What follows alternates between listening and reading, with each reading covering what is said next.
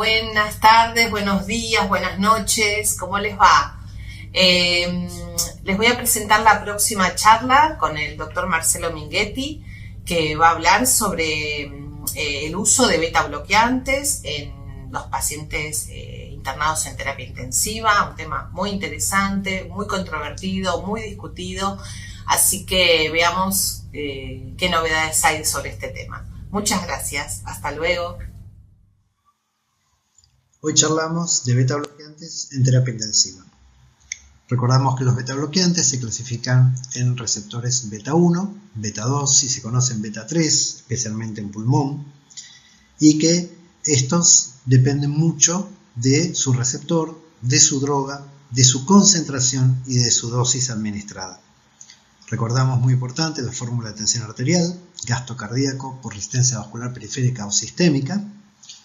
Y estos beta bloqueantes producen justamente un bloqueo competitivo irreversible de las acciones de las catecolaminas. Ahora, es importante tener en cuenta qué receptor queremos inhibir, con qué droga y qué dosis necesitamos para realizarlo. Por ejemplo, en hipertensión arterial, reducen las cifras de la misma solamente en pacientes hipertensos. Perfecto, pero hay muchos que son resistentes a los mismos. Por lo tanto, debemos combinarlos con ARA2, tipo losartán, valsartán, telmisartán, o con diuréticos, por ejemplo, las tiacidas, hidroclorotiacida a dosis de 12 o 25 miligramos día. Recordando que estos diuréticos, estas drogas, no deben administrarse durante mucho tiempo porque producen fallo renal a nivel del tubo contorneado distal.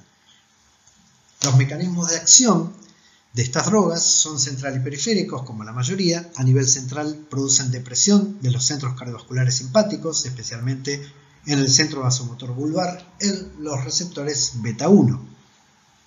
A nivel periférico disminuyen algunas propiedades del miocardio, como el gasto cardíaco, inotropismo, y la frecuencia cardíaca, cronotropismo.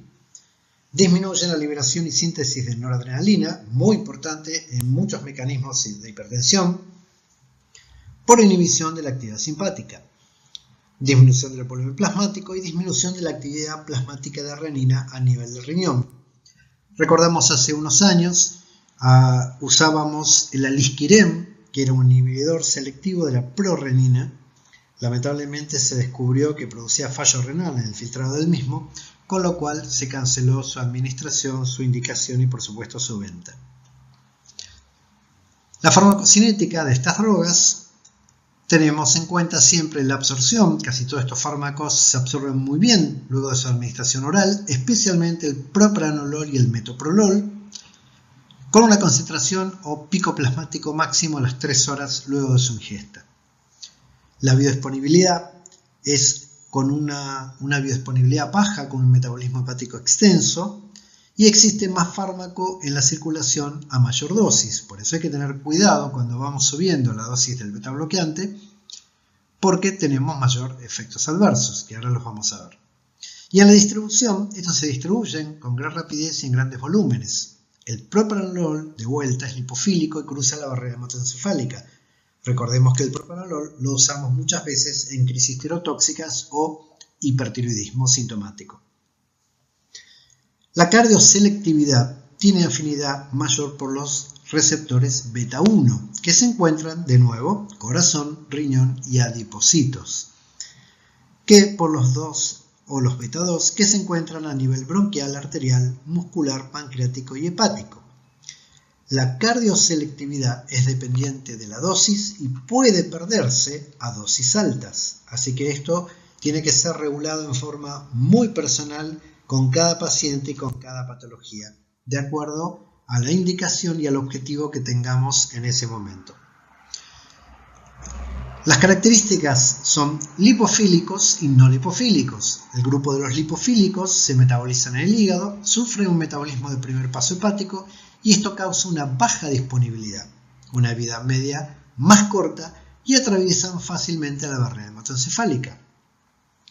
En cambio, los no lipofílicos, el primero era el propranolol, recuerden, y los no lipofílicos, el atenolol, el nadolol, el sotalol, escapan prácticamente por decirlo así, al metabolismo del hígado y son eliminados por el riñón.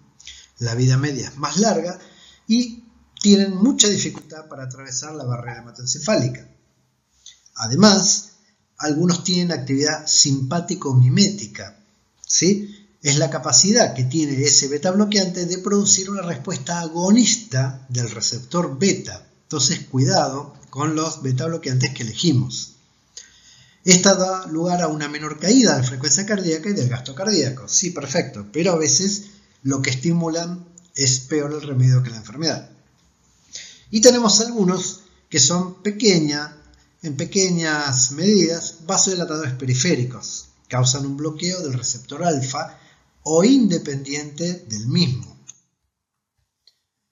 La acción antihipertensiva, que es una de las principales indicaciones dentro de lo que es la terapia intensiva, es disminución del gasto cardíaco, disminución de la resistencia vascular periférica o sistémica, disminución del reflujo simpático, disminución o inhibición de la secreción de renina, con lo cual cortamos el eje renina-angiotensina-aldosterona, el bloqueo beta-2 presináptico y la reacomodación de los vasoreceptores. Entonces, es muy importante en terapia intensiva tenerlo como indicación.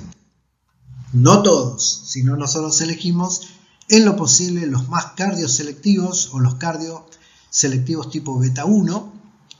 Digamos, la reina de ellos es el bisoprolol. A su vez también tenemos el nebivolol y el metoprolol como beta-1. El más práctico y el más beta bloqueante o el mayor o la droga con mayor poder beta bloqueante sigue siendo por ahora el bisoprolol. Es en comprimidos, con lo cual tenemos que tener habilitada la vía gastrointestinal, si no, no podemos administrarlo, y tenemos que manejarlos con otras drogas que podría reemplazarlo, pero no lo hace, es el labetalol en ampollas endovenoso. Actúan como antiarrítmicos aplanando la inclinación de la fase 4, recordando que la fase 4 es la más peligrosa de potencial de acción, porque, por ejemplo, cuando nosotros realizamos una cardioversión eléctrica sincronizada, si nos olvidamos de tocar esa tecla o botón que dice sincro, el disparo puede caer entre las dos R's, o sea, en fase 4, y producir un cambio, o de una FA nosotros llevamos más fácil a una FB. ¿Se entiende? Entonces es muy importante conocer el potencial de acción, la fase 0, 1, 2, 3 y 4, pero especialmente la 4, que es la más peligrosa en la mayoría de las células, especialmente miocárdicas y especialmente aún más las que son automáticas. Entonces, acá la reducción de la frecuencia es tanto más marcada cuanto mayor es el tono simpático. Por eso son muy útiles cuando nosotros tenemos gran descarga enérgica en la terapia intensiva por diversos motivos o causas. Dolor, frío, miedo, etc. Entonces, contrarrestan todos los efectos proarritmogénicos de estas catecolaminas, que son consecuencia de un aumento de la entrada de calcio a través de los canales tipo L lentos, estimulado por el agonismo beta-adrenérgico, ¿sí? Y actúan como antiaginosos en algunos pacientes porque disminuyen la frecuencia y la contractilidad cardíaca, la poscarga, disminuye resistencias vasculares periféricas y las demandas miocárdicas de oxígeno. Recordemos que un paciente en terapia intensiva generalmente está taquicárdico, no todos están sinusal, pero generalmente están taquicárdicos. Y tenemos que tener muy en cuenta que la taquicardia acorta la diástole. Y la diástole, recordamos que es el tiempo en que la sangre permanece en un tejido otorgando oxígeno, glucosa y demás, permitiendo un metabolismo aeróbico. Y si estamos administrando fármacos, esa diástole es muy importante para que ciertos fármacos acoplados a albúmina lleguen a ciertos tejidos importantes, como por ejemplo antibióticos y demás. Dentro de los efectos adversos cardíacos, bradicardia, bloqueos AB, bloqueos de rama e hipotensión. Son los 4 que siempre tenemos que tener en cuenta cuando damos beta bloqueantes, básicamente. Después, de acuerdo al bloqueo de esa droga y de acuerdo a la dosis, podemos sumar más efectos adversos, ¿sí? Dentro de los vasculares, esto no ocurre con mucha frecuencia, pero lo vemos. es la frialdad distal de extremidades, el fenómeno de Raynaud, y la agravación de la claudicación intermitente previa. Esto no nos interesa mucho dentro de la terapia intensiva, pero hay que tenerlo en cuenta para cuando pasamos estos pacientes al piso. Dentro de los bronquiales, por supuesto, vamos a tener los beta 2 especialmente. Los beta 1 cardioespecíficos, como el bisoprolol, por ejemplo, prácticamente no tienen ningún efecto adverso a nivel pulmonar, con lo cual pacientes con EPOC o asma bronquial pueden recibirlo no a dosis altas, porque entonces sí dejan de ser muy cardioselectivos y comienzan despacito a estimular otros receptores beta. Dentro de lo metabólico hay un mal control de glucemia, especialmente en los pacientes diabéticos, y enmascaramiento de los síntomas de hipoglucemia. Cuidado, hipercalemia, recordamos hipercalemia, QT corto, TBFB muerte, ¿sí? Elevación de los triglicéridos y reducción del colesterol HDL. Dentro de las contraindicaciones absolutas, ¿sí?, son los que tienen inhibición o acción o bloqueo sobre diversos receptores beta, especialmente beta 1, beta 2 y demás, en patologías pulmonares como asma y EPOC, o cuando ya tienen las propiedades miocárdicas disminuidas o inhibidas, bradicardia, disfunción sinusal, bloqueos AB, bloqueos de rama, una FEI baja, una insuficiencia cardíaca por supuesto descompensada. Todo eso debe tener uno en cuenta cuando piensa, no indica, cuando piensa en un beta bloqueante. Una clasificación sencilla, ¿sí? Los de primera, segunda, tercera y cuarta generación. Los de cuarta generación están aún en impresión o están en trabajos electrónicos, todavía no están en papel. Por eso nosotros manejamos especialmente los que son cardioselectivos, ¿sí?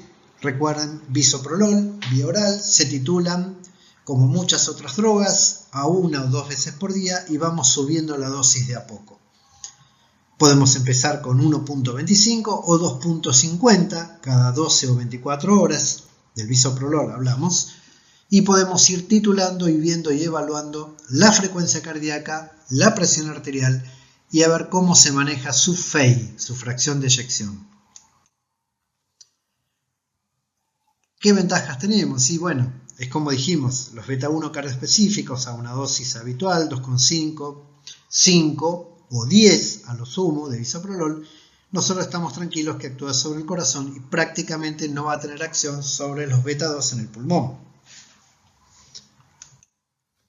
Las indicaciones en terapia intensiva, no así en cardiología, en terapia intensiva serían la hipertensión, leve, moderada o severa, como agente único o en combinación con otros antihipertensivos, como dijimos, ARA2 especialmente. Nosotros podemos manejar losartán, 50 mg día o 50 cada 12, valsartán, 80 mg día u 80 cada 12, o combinados con hidroclorotiazida entre 12,5 y 25 mg día. Tratamiento crónico de la angina de pecho son los pacientes que ya vienen con enfermedad coronaria previa y hoy aparecen con una neumonía grave en la comunidad asociada a una insuficiencia cardíaca descompensada, y ese mix que siempre estamos discutiendo a quién corresponde, ese UCO, UTI, nosotros podemos agregarle fuera de su estado de descompensación hemodinámica. Cuando el paciente esté estable, podríamos agregar el beta bloqueante. Y en las taquicardias supraventriculares, que se ven con frecuencia, especialmente cuando hay dolor, miedo y demás. Carvedilol es una droga muy discutida, si bien es o fue más que nada muy indicada y muy avalada. Es un bloqueante alfa y beta adrenérgico selectivo con propiedades vasodilatadoras, disminuye la resistencia vascular periférica y su dosis es muy amplia, va desde los 6,25 hasta los 100 mg día. Lo que pasa es que tiene algunos efectos adversos como cefalea, fatiga, broncoespasmo por el tipo de receptor que bloquea, náuseas, y entonces nosotros no podemos, con toda la patología sintomática y signológica que tenemos en una UTI, administrar carvedilol. No sería el mejor beta bloqueante. Preferimos bisoprolol.